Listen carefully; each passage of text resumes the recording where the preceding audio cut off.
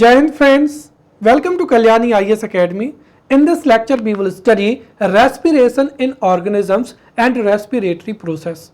Now start the lecture and understand what is respiration in organisms. See, the body of organisms requires energy to function physical activities as well as metabolic activities, right? And this energy is obtained from food, right? But for this respiration is also required, क्योंकि जो digested food होता है, right, जो digested food होता है उससे directly energy convert, जो digested food है वो डायरेक्टली एनर्जी में कन्वर्ट नहीं होता है, क्योंकि इस डाइजेस्टेड फूड के लिए जो है, इस डाइजेस्टेड फूड का ऑक्सीडेशन होना क्या होता है, जरूरी होता है। और जो ऑक्सीडेशन होता है वो ऑक्सीजन के प्रेजेंस में ही होता है। और ये जो ऑक्सीजन है ये सेल्स को किस प्रोसेस से अवेल होती है, right? So this oxygen is availed to the cell through respiration.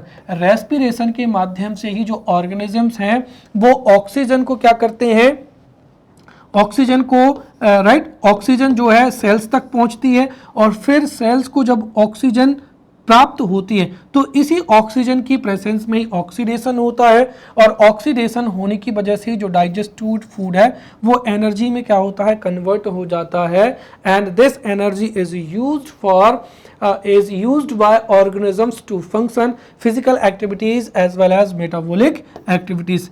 Therefore energy को ऑब्टेन करने के लिए रेस्पिरेशन एक इंपॉर्टेंट क्या होता है, रेस्पिरेशन एक इंपॉर्टेंट मेटाबॉलिक एक्टिविटी होती है, राइट? सो इन दिस वे यदि हमसे पूछा जाए what is respiration in organisms तो हम उसका 5 मार्कर में ये जो है पूरा का पूरा उत्तर लिख सकते हैं, या 3 मार्कर में अगर हमसे पूछे तब भी हम यहाँ पर इस पूरे के पूरे जो इतना जो मैंने पैराग्राफ लिखा है इसको हम शॉर्ट करके 3 मार्कर के लिए उत्तर लिख सकते हैं, राइट? तो if 5 marker question is asked in the examination what is respiration in organisms, then we can write answer. Respiration is defined as a metabolic process wherein the living cells of organisms obtained energy in the form of ATP by taking in oxygen and liberating carbon dioxide from the oxidation of complex organic substances. Clear?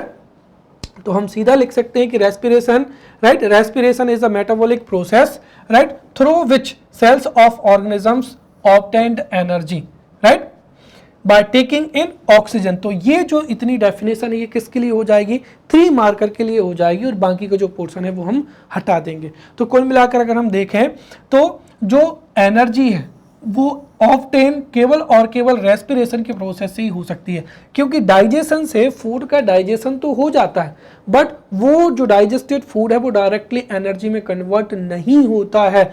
जब food का oxidation होगा, right, किसकी उपस्थिति में, जो है oxygen के presence में जब ऑक्सीडेशन होगा तब जाकर एटीपी के रूप में क्या होती है, एनर्जी जो है प्राप्त होती है। और इसी एनर्जी का जो यूज है वो लिविंग ऑर्गेनिजम्स अपनी मेटाबॉलिक प्रोसेस या मेटाबॉलिक एक्टिविटीज और फिजिकल एक्टिविटीज को कंडक्ट करने में यूज करते हैं। तो इस तरीके से ये जो मेटाबॉलिक प्रोसेस है ये हर एक ऑर्गेनिज्म में क्या होती है, पाई जाती है। साथ ही साथ ये कैसी है, एक बायोकेमिकल प्रोसेस है, राइट, जो कि सेल्स में होती है, किस में होती है, विद इन द सेल्स होती है। और जब रेस्पिरेशन होता है तो उससे एनर्जी जो प्राप्त होती है वो एडिनो ट्राइफॉस्फेट के रूप में क्या होती है, प्राप्त होती है। और जब ऑक्सीडेशन होता है तो जो ग्लूकोज होता है उसका ब्रेक डाउन हो जाता है, किसमें, एटीपी के रूप में ब्रेक डाउन हो जाता है। और ये हर एक ऑर्गेनिज्म में, चाहे वो सिंगल सेल्ड ऑर्गेनिज्म हो या मल्टी सेल्यूलर ऑर्गेनिजम्स हो, सभी ऑर्गेनिजम्स को फिजिकल एक्टिविटी को कंडक्ट करने के लिए एनर्जी की रिक्वायरमेंट होती है। और एनर्जी ऑब्टेन होती है, एनर्जी जो है ऑब्टेन होती है किससे, रेस्पिरेशन से, क्योंकि जो डाइजेस्टेड फूड है उसका ऑक्सीडेशन ऑक्सीजन के प्रेजेंस में ही होता है। तब जाकर जो डाइजेस्टेड फूड है वो एटीपी के रूप में एनर्जी में क्या होता है, कन्वर्ट हो जाता है। And this whole process is known as respiration. Clear? तो ये हम जो है 5 मार्कर के लिए यहाँ पर आंसर लिख सकते हैं, right? So what is respiration in organisms? So we can write respiration is defined as a metabolic process wherein the living cells of an organism obtain energy in the form of ATP by taking in oxygen and liberating carbon dioxide from the oxidation of complex organic substances, right? Respiration is a metabolic process that occurs in all organisms. साथ ही साथ ये एक biochemical क्या होती है, process होती है, जो कि कहाँ पर होती है, विद इन द सेल्स होती है। साथ ही साथ इन the respiration process the energy adenotriphosphate is produced by the breakdown of glucose, which is further used by cells to perform various functions. And every living organism, from a single celled organism to dominant multicellular organisms, perform respiration to get energy in the form of adenotriphosphate by the breakdown of glucose in the presence of oxygen. Clear? Now we will study respiratory process. Also we will study different types of respiration, right? Different type of respiration. Clear? अब आप सोच रहे होंगे कि मैंने यहाँ पर फिर टाइप्स ऑफ रेस्पिरेशन क्यों नहीं लिखा है, क्योंकि देखिए टाइप्स ऑफ रेस्पिरेशन, जैसे अगर ये आपसे इनडायरेक्टली क्वेश्चन पूछा जाए what is respiration and what are different types of respiration, then you can define respiration first, और उसके बाद में आप डिफरेंट टाइप के रेस्पिरेशन में सेलुलर रेस्पिरेशन को लिख सकते हैं, एनारोबिक रेस्पिरेशन को लिख सकते हैं, एरोबिक रेस्पिरेशन को लिख सकते हैं, राइट? फिर एक्सटर्नल रेस्पिरेशन को लिख सकते हैं। तो कुल मिलाकर एरोबिक जो है, anaerobic respiration, anaerobic respiration, cellular respiration, inter respiration, ये सभी रेस्पिरेशन के क्या है, डिफरेंट टाइप हैं। बट एक्चुअली ये रेस्पिरेशन के टाइप होने के साथ साथ ये पूरी की पूरी रेस्पिरेटरी प्रोसेस को भी क्या करते हैं, दर्शाते हैं। क्योंकि अगर आप देखते हैं, जैसे मैं आपको पूरी की पूरी रेस्पिरेटरी, मैंने यहाँ पर रेस्पिरेटरी प्रोसेस क्यों लिखा है मैं आपको बताता हूँ। देखिए कुल मिलाकर ये है कि रेस्पिरेटरी प्रोसेस में जो ह्यूमन होता है, राइट, ह्यूमन जो है अपनी नोज से क्या करता है, ऑक्सीजन को लेता है, और फिर उसके बाद में जैसे ये हमने यहाँ पर देखा, तो यहाँ से जो ऑक्सीजन है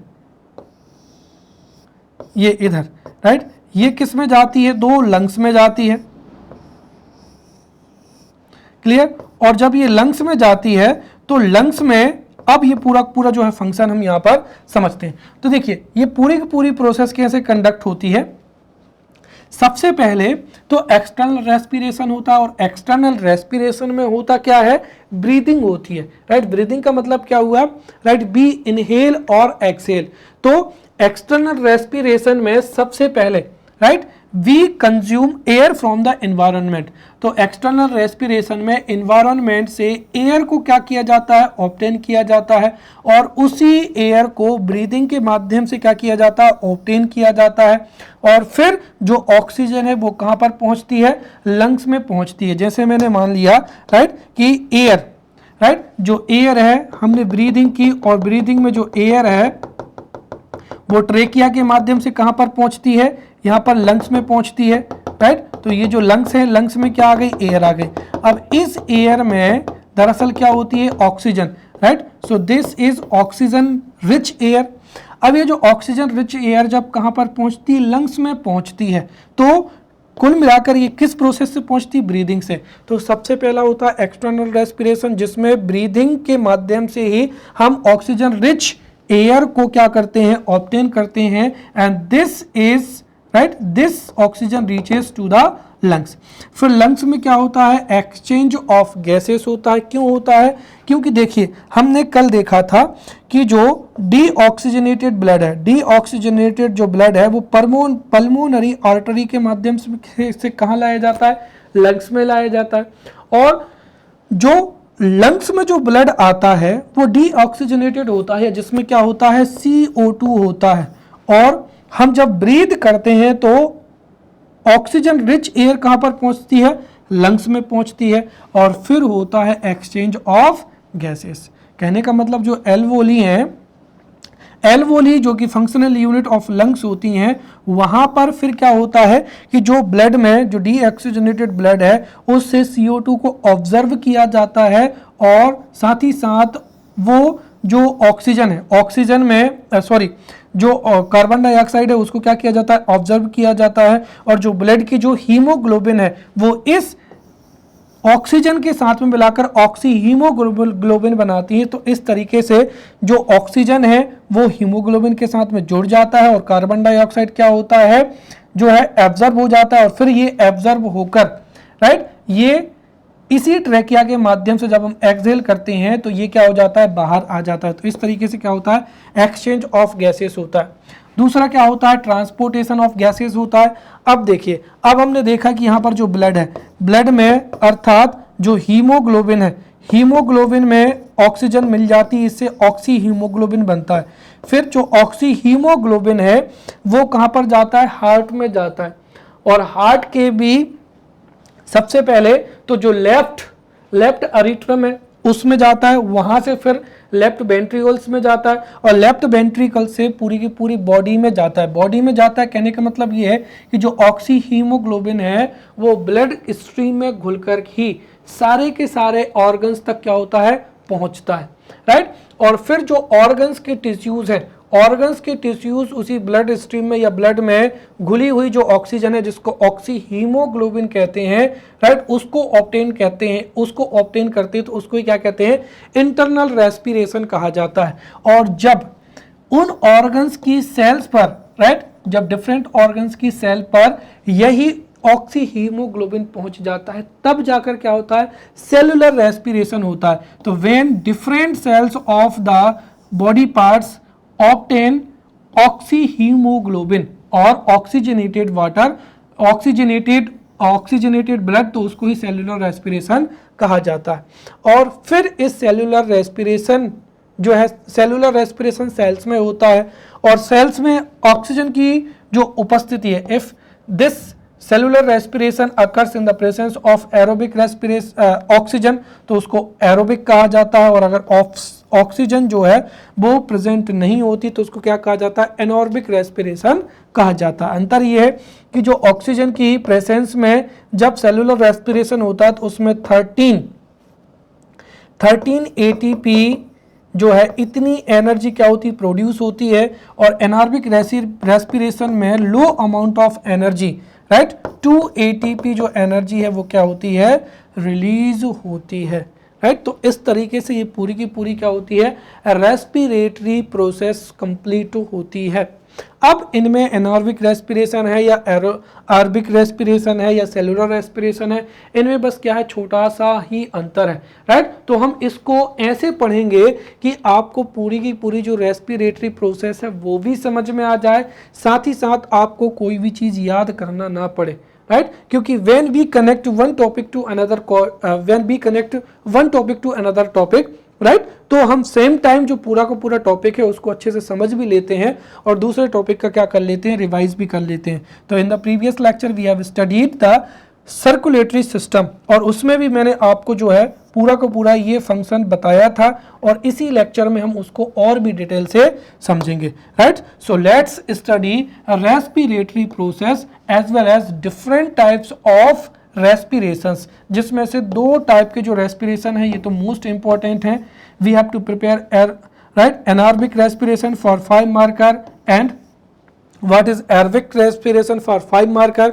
इन दोनों को डिफरेंस को भी जो है हमको 11 मार्कर या फिर 5 मार्कर के लिए प्रिपेयर करना है। We have to prepare cellular respiration, right. तो इस तरीके से हम 1 by 1 different types of respirations को भी पढ़ेंगे, साथ ही साथ we will understand the respiratory process. Clear? So the first is external respiration. What is external respiration? See, the exchange of gases O2 and CO2 between animal and the environment is known as external respiration. Clear? जब हम क्या करते हैं, inhale करते हैं तो oxygen rich air को क्या करते हैं, ऑब्टेन करते हैं, और जब हम एक्सहेल करते हैं तो CO2 रिच जो एयर होती है उसको हम एनवायरनमेंट में क्या कर देते हैं, छोड़ देते हैं। तो बिल्कुल सिंपल सी डेफिनेशन हो जाएगी, the exchange of gases oxygen and CO2 between the animal and the environment is known as external respiration। और जो रेस्पिरेशन है वो लंग्स के द्वारा होता है, इसीलिए इसको क्या कहा जाता है, पल्मोनरी रेस्पिरेशन भी कहा जाता है। And this process is divided into, first is breathing and then second क्या हो जाएगा यहाँ पर, एक्सचेंज ऑफ गैसेज हो जाएगा। तो ये यहाँ पर 3 मार्कर के लिए और 5 मार्कर के लिए we have understood external respiration. Clear? So what is external respiration? The exchange of gases, और गैसेस में कौन सी, ऑक्सीजन एंड CO2। तो the exchange of gases, oxygen as well as carbon dioxide between the animal and the environment is known as external respiration, and this respiration takes place through the lungs. Therefore external respiration is also known as pulmonary respiration, and this process is divided in 2 parts. First is breathing, second is exchange of gases. The first is breathing. So air filled in the lungs at a fixed rate which is known as breathing। तो जो हमारे lungs हैं, lungs में oxygen rich air को भरना एक fixed rate पर ही क्या कहलाता है, ब्रीदिंग कहलाता है। And an ordinary human breathes about 16 to 18 times in a 1 minute. और जो ब्रीदिंग होती है उसमें भी 2 प्रोसेस होती हैं, इंस्पिरेशन और क्या होती है, एक्सपिरेशन। राइट, इंस्पिरेशन या एक तरीके से हम कहें तो इंस्पिरेशन में क्या हो जाएगा कि एयर को फिल अप करना, और एक्सपिरेशन में क्या होगा, लंग्स से एयर को बाहर निकालना। राइट, तो ब्रीदिंग क्या कहलाता है, air is filled in the lungs at a fixed rate which is known as breathing, and an ordinary human breathe about 16 to 18 times in a 1 minute, and the action of breathing also done in 2 steps. First is inspiration and second is expiration. What is inspiration? Right, in this state air enters the body parts from the environment, namely the lungs, where it fills up the alveoli। तो कुल मिलाकर जब air lungs में जाती है और एल्यूवोली को fill कर देती है तो उसको ही क्या कहते हैं, इंस्पिरेशन कहते हैं। और फिर एक्सचेंज ऑफ गैसेस होता है, तो इस पूरी प्रोसेस को क्या कहते हैं, इंस्पिरेशन। और एक्सपिरेशन क्या कहलाता, when air containing CO2 comes out of after respiration is known as expiration. Clear? तो दोनों में अंतर आपको समझ में आ गया। What is inspiration? Inspiration is the state in which air enters the body parts from the environment, especially lungs। तो inspiration is the state in which air enters the lungs where it fills up the alveoli, right, and then exchange of gases take place through these alveoli। This process is known as inspiration।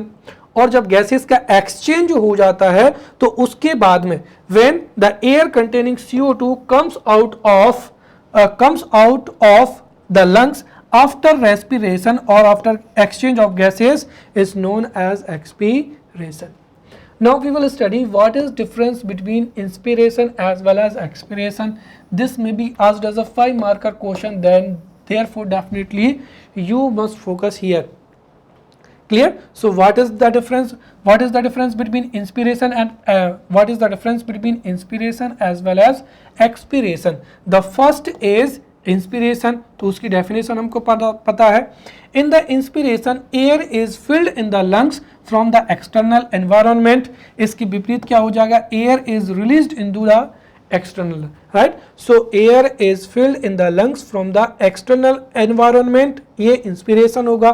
तो वहीं air is released into external environment from lungs, वो expiration होगा। Right, the inhaled air contains about 78% nitrogen, 21% is oxygen, and 0.03% क्या होती है, CO2 होती है। अब इसको भी आपको याद रखने की जरूरत नहीं है क्योंकि एयर का जो कंपोजिशन है वही इनहेल्ड एयर का क्या होता है, कंपोजिशन होता है। तो the inhaled air contains about 78 nitrogen, 78% nitrogen जो कि इन्वायरमेंट में पाई जाती है, 21% ऑक्सीजन एंड 0.03% क्या हो जाएगा CO2। फोकस आपको यहाँ पर करना है। The exhaled air contains about 78% nitrogen, 16% oxygen as well as 4% of CO2। अगर यहाँ पर देखें तो यहाँ पर 21% क्या होती है, 21% ऑक्सीजन होता है एंड ओनली 0.03% क्या होता है CO2 होता है, विच मीन्स यहाँ पर ऑक्सीजन ज़्यादा होता है, इसीलिए इसको ऑक्सीजन रिच एयर भी कहते हैं।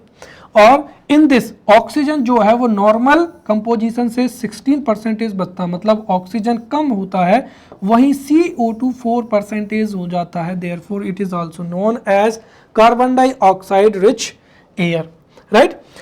इन this action the ribs move outward and upward, right. तो जब हम एयर को क्या करते हैं, फिल करते हैं, तो सीधी सी बात है, जैसे देखिए जब हम एयर को क्या करेंगे, फिल करेंगे, तो उससे जो रिव्स हैं वो क्या होंगी, बाहर की ओर आएंगी और कैसी होंगी, अपवर्ड की ओर आएंगी।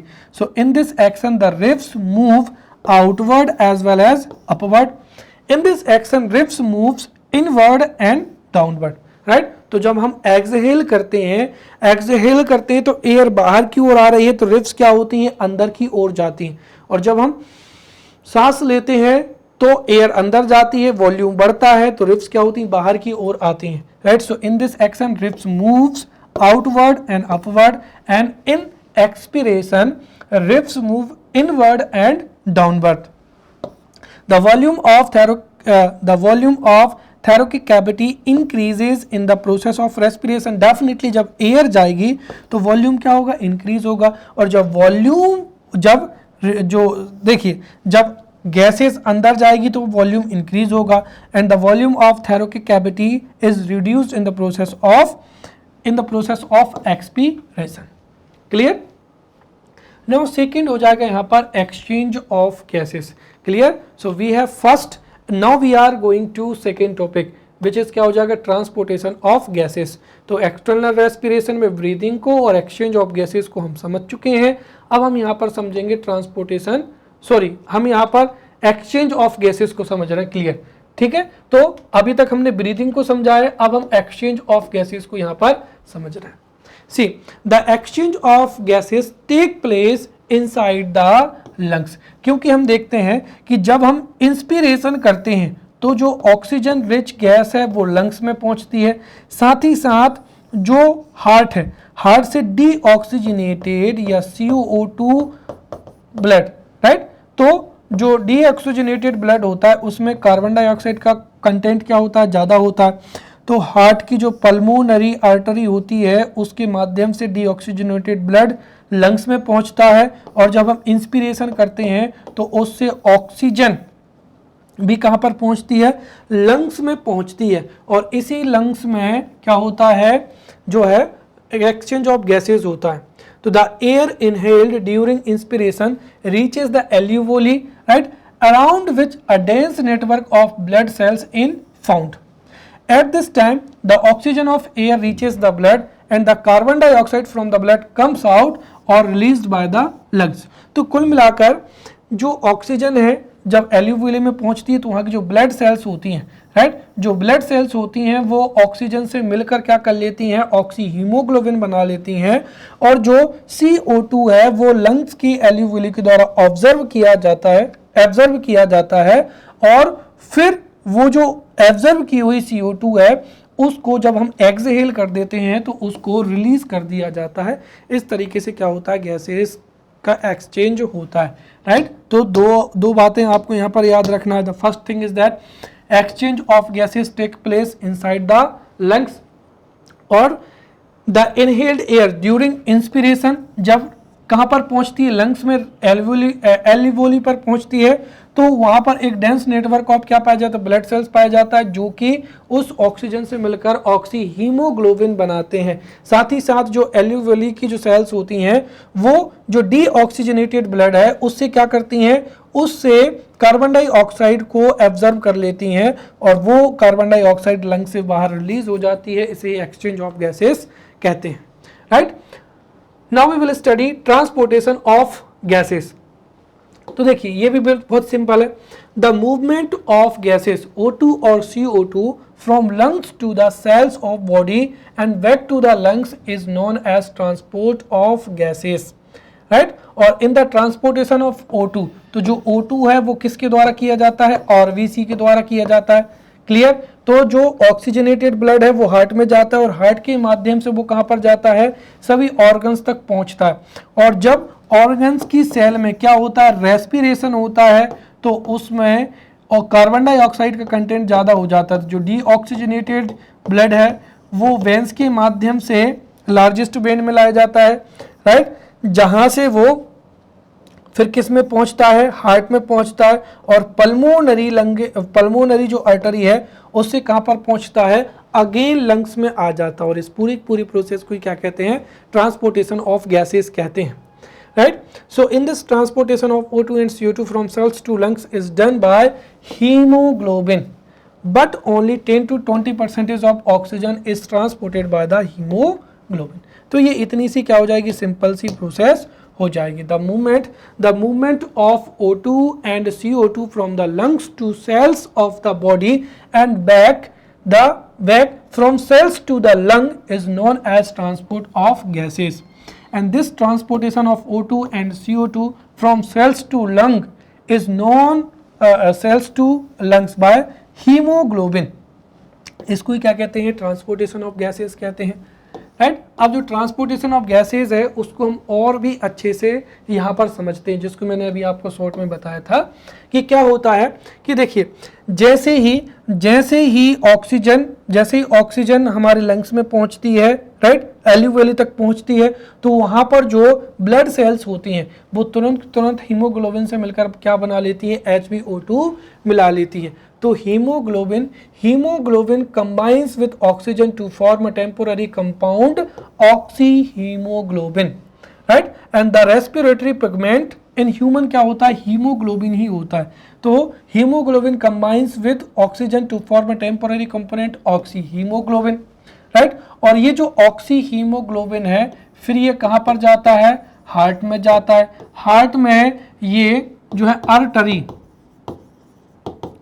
आर्टरी से कहाँ पर जाता है, ऑर्गन्स में। ऑर्गन्स से कहाँ पर जाता है, सेल्स पर। और सेल्स में क्या होता है, सेल्यूलर रेस्पिरेशन होता है, फूड का ऑक्सीडेशन होता है, जिससे क्या मिल जाती है, इसमें CO2 मिल जाती है।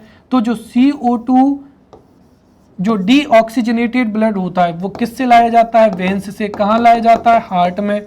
और हार्ट की जो पल्मोनरी आर्टरी है उससे फिर कहाँ पर आ जाता है, लंग्स में आ जाता है। लंग्स में अगेन जब इनहेल करेंगे तो इनहेल की हुई ऑक्सीजन लंग्स में एल्यूवेली तक पहुंचेगी। फिर वही प्रोसेस क्या होगी, कंप्लीट होगी कि जो एल्यूवेली है उनके समीप जो ब्लड सेल्स पाई जाती हैं फिर वो क्या बनाएंगे, यहाँ पर हीमोग्लोबिन, ऑक्सीहीमोग्लोबिन मिलाएंगी, राइट। और ऑक्सीहीमोग्लोबिन जो है वो फिर हार्ट में पहुंचेगा, आर्टरी से सेल्स तक पहुंचेगा। इस तरीके से जो पूरा ट्रांसपोर्टेशन है ये चलता रहता है। तो ये आपको पूरा यहाँ पर याद रखना है। Haemoglobin combines with oxygen to form a temporary compound oxyhaemoglobin, right. और जब किसी ब्लड में जो है ऑक्सीजन होता है, राइट, तो उसकी वजह से जो ब्लड है उसका कलर कैसा हो जाता है, रेड होता है, राइट। तो the colour of deoxygenated haemoglobin is purple. तो डीऑक्सीजनेटेड हीमोग्लोबिन का कलर कैसा होता है, पर्पल। परंतु जब जो टेम्पोररी कंपाउंड ऑक्सीहीमोग्लोबिन बनता है तो उसका जो कलर है वो कैसा होता है, ब्राइट रेड होता है। This is the reason that oxygenated blood containing oxygen is bright red. वहीं जो डीऑक्सीजनेटेड ब्लड होता है वो क्या होता है, पर्पल होता है। क्लियर। अब ट्रांसपोर्टेशन ऑफ जो CO2 है, ये तो हमने किसका समझ लिया, ऑक्सीजन का। तो ऑक्सीजन का जो ट्रांसपोर्टेशन है वो किससे होता है, हीमोग्लोबिन के द्वारा, ऑक्सीहीमोग्लोबिन के रूप में। तो we have understood transportation of oxygen. Clear. Now we will study transportation of CO2। तो CO2 का ट्रांसपोर्टेशन कैसे होता है, दो तरीके से होता है, डिसॉल्विंग इन प्लाज्मा। तो CO2 dissolves in plasma to form carbonic acid. तो ये कार्बोनिक एसिड के रूप में फॉर्म हो जाती है और इस तरीके से जो 7% CO2 है उसका क्या होता है, ट्रांसपोर्ट होता है। दूसरा क्या हो जाएगा यहाँ पर, बाइकार्बोनेट्स। तो 70% ऑफ जो CO2 है transported in the form of bicarbonates. It combines with potassium and sodium in the body to form potassium bicarbonate और sodium bicarbonate। इस तरीके से यहाँ पर जो CO2 है उसका क्या होता है, ट्रांसपोर्ट होता है। तो बिल्कुल सिंपल है, ऑक्सीजन का ट्रांसपोर्ट होता है ऑक्सी हीमोग्लोबिन के रूप में, हीमोग्लोबिन के द्वारा, और CO2 का ट्रांसपोर्ट होता है प्लाज्मा में घुलकर। जो 7% ऑफ CO2 है, this CO2 dissolves in plasma to form carbonic acid, और फिर कार्बोनिक एसिड के रूप में ट्रांसपोर्टेशन होता है। तो वही जो 70% ऑफ CO2 है ये बाइकार्बोनेट्स के रूप में क्या होती है, ट्रांसपोर्ट होती है। CO2 combines with potassium and sodium in the body to form potassium carbonate and sodium carbonate। तो इस तरीके से ऑक्सीजन का हीमोग्लोबिन के द्वारा और CO2 का प्लाज्मा में घुलकर या बाइकार्बोनेट्स के रूप में क्या होता है, ट्रांसपोर्टेशन होता है। Now we will study internal respiration. Internal respiration क्या होता है, gaseous exchange takes place between the blood and the tissue fluid inside the body which is known as internal respiration। तो 3 मार्कर के लिए आपको याद रखना है gaseous exchange। See, gaseous exchange take place between the blood and tissue fluid inside the body which is known as internal respiration। Next हो जाएगा यहाँ पर सेल्यूलर रेस्पिरेशन। तो सेल्यूलर रेस्पिरेशन का होगा, वो सेल्स में होगा। तो the glucose obtained as a result of the digested food inside the cell is oxidised by the oxygen and this process is known as cellular respiration, right.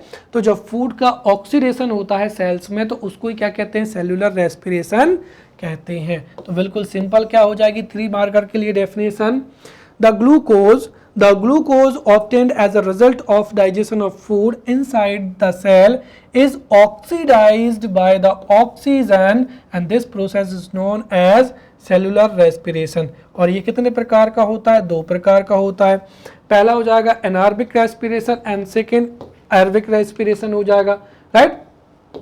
तो aerobic and anaerobic, what is anaerobic respiration, see बिल्कुल सीधी सी बात है, the cellular respiration which takes place in the absence of oxygen, right. The cellular respiration which takes place in the absence of oxygen उसको anaerobic respiration कहते हैं। और इसमें जो ग्लूकोज मॉलिक्यूल होता है उसका क्या होता है, पार्शियल डिसएसोसिएशन होता है या पार्शियल क्या होता है, ब्रेक डाउन होता है। And this partial break down of glucose takes place in the cytoplasm with the help of enzyme. तो जो ग्लूकोज मॉलिक्यूल है उसका पार्शियल ब्रेक डाउन होता है किसकी मदद से, एंजाइम की मदद से। कहाँ पर, साइटोप्लाज्म में। और इसके रिजल्ट से CO2 फॉर्म होता है, साथ ही साथ क्या फॉर्म होता है, एल्कोहल। क्या फॉर्म होता है, एल्कोहल। ये आपको याद रखना है, राइट। इफ एनार्बिक रेस्पिरेशन अकर्स तो लैक्टिक एसिड फॉर्म होता है किसमें, ऑर्गेनिजम्स में या एनिमल्स में। स्पेशली मैं यहाँ पर लिखना चाहूंगा एनिमल्स, राइट, या ह्यूमंस में। साथ ही साथ ethyl alcohol is formed in plants, right, germinating seeds and क्या हो जाएगा, इन फ्रूट्स। तो ये 4 पॉइंट अगर आपने याद रख लिए और ये चारों के चारों आपने लिख दिए तो एग्जाम में आपको जो है मैक्सिमम मार्क्स मिलेंगे। क्लियर। चलिए, यदि आपकी राइटिंग अच्छी है, आप कमिट जो है मिस्टेक नहीं करेंगे तो 5 आउट ऑफ 5 तो मिल ही जाएंगे, क्योंकि ये पूरी कंप्लीट क्या हो जाएगी, प्रोसेस हो जाएगी। तो what is anaerobic respiration, anaerobic respiration, right, the respiration which takes place in the absence of oxygen is known as anaerobic respiration, and in this respiration partial breakdown of the glucose molecules occurs in the absence of oxygen and the partial breakdown of glucose takes place in the cytoplasm। तो पहली चीज, ये जो anaerobic respiration है ये oxygen के absence में होता है। दूसरा, इसमें ग्लूकोज मॉलिक्यूल का पार्शियल क्या होता है, ब्रेकडाउन होता है। थर्ड, ये कहाँ पर होता है, साइटोप्लाज्म में होता है। किसकी मदद से होता है, एंजाइम की मदद से। As a result of the partial breakdown of the glucose molecule CO2 form होता है और अल्कोहल फॉर्म होता है। एनिमल्स में एल्कोहल के रूप में लैक्टिक एसिड फॉर्म होता है और प्लांट्स में एथिल एल्कोहल जो है फॉर्म होता है, राइट। और इस पूरी की पूरी प्रक्रिया में 4 molecules of ATP are produced, out of which 2 molecules of ATP are spent. तो इस तरीके से टोटल कितने ATP के मॉलिक्यूल्स प्रोड्यूस हुए? 4। 2 कितने हो गए? खर्च। तो बचे कितने? 2। इस तरीके से 2 मॉलिक्यूल्स ऑफ ATP क्या होते हैं? फॉर्म होते हैं। तो C6H12O6 प्लस का क्या हो जाएगा यहाँ पर? सॉरी, अब इसमें ऑक्सीजन तो है नहीं है, राइट। तो C6H12O6, right, in the presence of enzyme, sorry, right. तो एंजाइम के प्रेजेंस में ये होगा, तो उससे एक तो क्या बनेगा? अल्कोहल बनेगा, कार्बन डाइऑक्साइड बनेगा, साथ ही साथ 52 के कैल एनर्जी भी प्रोड्यूस होगी, 2 मोलिकुलर जो एनर्जी है वो प्रोड्यूस होगी। अब नेक्स्ट क्या हो जाएगा? जो एनारोबिक रेस्पिरेशन इन मसल्स, ये भी बहुत ही महत्वपूर्ण है और यहाँ से डिफरेंट टाइप्स ऑफ जो क्वेश्चन है वो पूछे जा सकते हैं, राइट। जैसे ये सीधा सीधा क्वेश्चन पूछा जा सकता है, राइट, कि if there is pain in the thigh, if there is a pain in legs और thigh, then is it important to take bath with hot water, right. या फिर आपसे एक तो ये क्वेश्चन पूछा जा सकता है 5 मार्कर का, या दूसरा क्वेश्चन पूछा जा सकता है कि why massage is important to remove the pains in legs as well as muscles. या सीधा पूछ सकते हैं कि why is the massage important to remove muscle pain. ये 5 मार्कर में पूछा जा सकता है, तो उसको हम यहाँ पर समझते हैं। एनारोबिक रेस्पिरेशन इन क्या हो जाएगा? मसल हो जाएगा। तो सी, there is anaerobic respiration in a muscle, and if there is anaerobic respiration तो उसमें जो ग्लूकोज मॉलिक्यूल है उसका पार्शियल क्या होता है? ब्रेक डाउन होता है, जिसकी वजह से लैक्टिक एसिड बनेगा और क्या बनेगा? Carbon dioxide. और जब लैक्टिक एसिड है, राइट, इसका एक्यूमुलेशन होता है, तो accumulation of lactic acid causes muscle cramp, और इसी की वजह से मसल पेन क्या होता है? स्टार्ट होता है। तो जब लैक्टिक एसिड का एक्यूमुलेशन होता है तो उसकी वजह से ही मसल क्रैम्प होता है या मसल्स में पेन होता है। देयर आर 2 रीजंस या there are 2 ways to remove this pain. First is massaging, right, taking a warm bath और massaging the body provides relief from the pain. उससे क्या होता है समझिए। देखिए, जैसे ही हम बाथ लेते हैं हॉट वाटर से या मसाज करते हैं, राइट, तो टेकिंग अ बाथ और massaging, right, taking a bath with hot water और massaging the body, right, increases the circulation of क्या हो जाएगा? ब्लड। और जैसे ही ब्लड का सर्कुलेशन ज़्यादा होगा तो उससे सप्लाई ऑफ ऑक्सीजन भी क्या होगा? ज़्यादा होगा, और जिसकी वजह से ऑक्सीजन की जब सप्लाई होगी तो उससे ग्लूकोज का कंप्लीट क्या हो जाएगा? ब्रेक डाउन हो जाएगा, राइट। लैक्टिक एसिड का भी ब्रेक डाउन हो जाएगा, जिसकी वजह से जो मसल क्रैम्प है वो क्या हो जाएगा? दूर हो जाएगा, और आपका पेन क्या हो जाएगा? गायब हो जाएगा। Clear? So there is anaerobic respiration in muscles, therefore this results to partial breakdown of the glucose and produces lactic acid as well as carbon dioxide. The accumulation of lactic acid causes muscle cramp and muscle pain. Right? If we take bath with warm water, or if we avail massaging, right? Then this increases supply of the blood. और यदि blood की supply ज़्यादा होगी तो उससे oxygen की supply भी increase होगी, जिससे जो लैक्टिक एसिड है उसका ब्रेक डाउन हो जाएगा और उसी की वजह से रिलीफ मिल जाएगा। क्लियर? नेक्स्ट हो जाएगा यहाँ पर एरोबिक रेस्पिरेशन। तो जो हमने एनारोबिक रेस्पिरेशन पढ़ा था वही पूरे के पूरे जो पॉइंट्स हैं वो यहाँ पर रिपीट होंगे। सबसे पहली चीज़ तो जो एनारोबिक रेस्पिरेशन है वो ऑक्सीजन के अब्सेंट में होता है, राइट। वहीं एरोबिक रेस्पिरेशन क्या होगा? प्रेजेंस ऑफ ऑक्सीजन में होगा, right. So this is the cellular respiration that occurs in the presence of oxygen, जिसकी वजह से, राइट, प्रेजेंस ऑफ ऑक्सीजन, और इसकी साइट क्या है? साइटोप्लाज्म नहीं बल्कि क्या है? माइटोकॉन्ड्रिया थी, माइटोकॉन्ड्रिया में होता है। And the Krebs cycles takes place in the respiration, और इससे ग्लूकोज के मॉलिक्यूल का कंप्लीट ब्रेकडाउन होता है, जिससे कार्बन डाइऑक्साइड और वाटर क्या होते हैं, प्रोड्यूस होते हैं। जब ग्लूकोज का कंप्लीट ऑक्सीडेशन होता है तो 38 एटीपी जो एनर्जी है वो ऑब्टेन्ड फ्रॉम दिस ग्लूकोज का जो कंप्लीट ऑक्सीजन है, तो C6H12, राइट, और यहाँ पर 6 क्या है, CO2 होना चाहिए, क्लियर, ये 6O2 है तो इससे H2O बनता है, CO2 बनता है, और 686 के कैल्स एनर्जी क्या होती है, प्रोड्यूस होती है, क्लियर। अब देखिए, तो यहाँ पर एरोबिक रेस्पिरेशन और anaerobic respiration both we have studied in depth, right. अब there is possibility that in 11 marker question it is asked what is, right, what is respiration and what is the difference between aerobic respiration and anaerobic respiration। तो हम यहाँ पर respiration को भी समझ चुके हैं, aerobic respiration को भी और anaerobic respiration को भी, तो आपको ये पूरा का पूरा समझ में आ जाएगा। बट 11 मार्कर अगर आता है तो आपको जो है टेबुलेशन रूप में इसको बहुत ही अच्छे से लिख देना है, राइट। तो मैं आपको बता दे रहा हूं ताकि आपका रिवीजन हो जाए और ये टॉपिक आपको इसी लेक्चर में ही याद भी हो जाए, राइट।